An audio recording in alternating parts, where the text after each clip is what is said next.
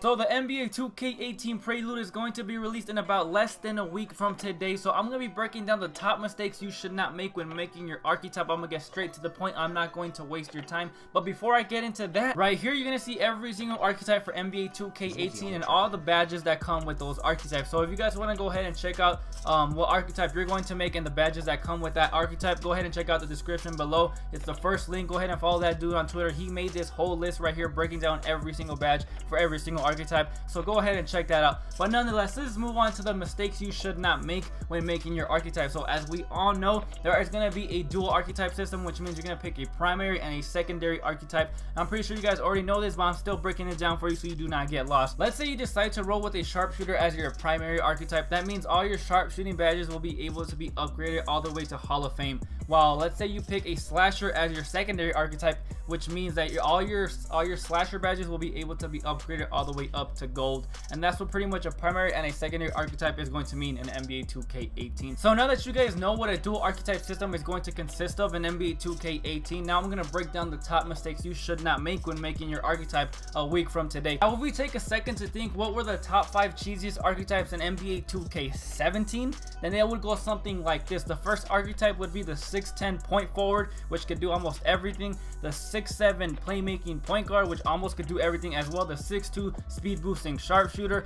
The 6'4 shooting guard shot creator that could speed boost. The 7'3 glass cleaner, and of course the 7'3 stretch big. The reason those archetypes were considered so good in NBA 2K17 is because they all have one thing in common, and that's because they could do more than just one thing. They weren't just specifically one could dribble, one could shoot. They could do a mixture of different things, and that's going to be the exact same thing for this game, NBA 2K18. So the top mistakes you shouldn't make, like I said, I'll make this quick so I don't have to drag this on for 10 minutes. Let's just think back of what happened in NBA 2K17. When that game first came out, everybody in the world was saying, make your my player's arms extremely short because you're going to be able to shoot better, you're going to be faster, you're going to get better animations. And what happened at the end of the year? Everybody had long ass arms. So that's a mistake that everybody made because everybody just assumed if you shoot better, you're going to be a better my player overall, which was completely wrong. So that was mistake number 1. I recommend that you guys probably max out your arms from the very beginning because more than likely it's not really going to make that big of a difference. Yeah, your shooting might be a little bit worse, but I mean in the long run you're going to get better animations. You're going to be able to defend a lot better if your wingspan is longer.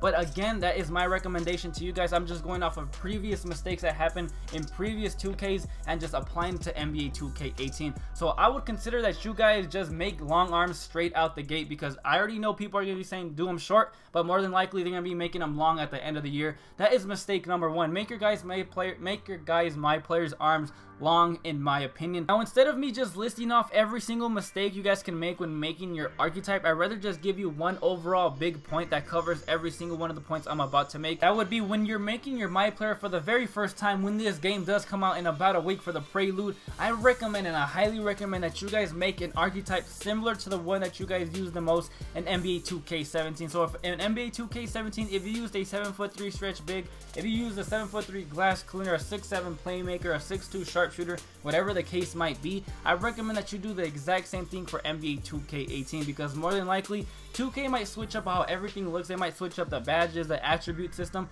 but in reality they're not going to drastically change the actual attributes of an archetype just because it's a brand new game. Most likely the attributes are going to be almost the exact same or very similar in previous 2K. So that just means if you maxed out your arms in 2K17, then max them out again in 2K18. If you picked a if you made your center 7'3", then make your center again 7'3" in NBA 2K18. I know that pretty much just sounds simple and boring, but it covers every single point. I don't want to make a 10-minute video and just say, okay guys, you got to pick this specific height, you got to pick this specific weight, because in reality we don't know that yet. We don't know if there's like a secret weight out there that's gonna make you faster than everybody else. I'm just saying that your best chances of making a very good archetype in the beginning of this game is going to be making the archetype that you had the most fun with or were the most effective with in NBA 2K17. If you guys think you're gonna have trouble picking a dual archetype in NBA 2K18, just think about it like this. If you were a good playmaker in NBA 2K17 and you just wish you could shoot a little bit better, then as your secondary archetype you could pick a sharpshooter. And let's say you were a shot creator in NBA 2K17 but you just wish you could dribble a little bit better, then be a playmaker as your second archetype, as your secondary archetype, and that fixes your problem. At the end of the day guys, the archetype you guys want to make for NBA 2K18 is the one you use the most in NBA 2K17 and just make it similar.